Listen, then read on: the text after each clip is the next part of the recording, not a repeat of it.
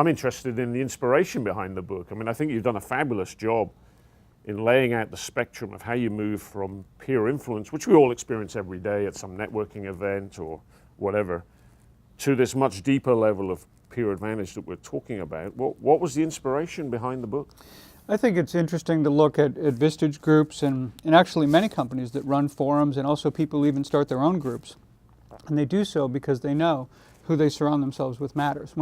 If someone were interested in, many people do it, as you know, you want to run a marathon, you want to surround yourself with people who do that, who can cheer you on, who can give you training tips, who can hold you accountable. Did you make your run today?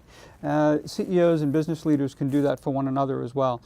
And yet, there are so many people who participate in these groups, but in the scheme of things, when you look at it against the total number of CEOs and business owners out there, not nearly enough of them are taking advantage of it. And I think in large part, it has to do with the fact that there really is no language around peer advisory groups in a way that I think has been compelling. Right. So in part, how do we create a narrative that inspires people to understand the difference between the peer influence they experience every day and the peer advantage that can be realized when they are more selective, strategic, and structured about how they approach their work. So that was the big impetus for doing this.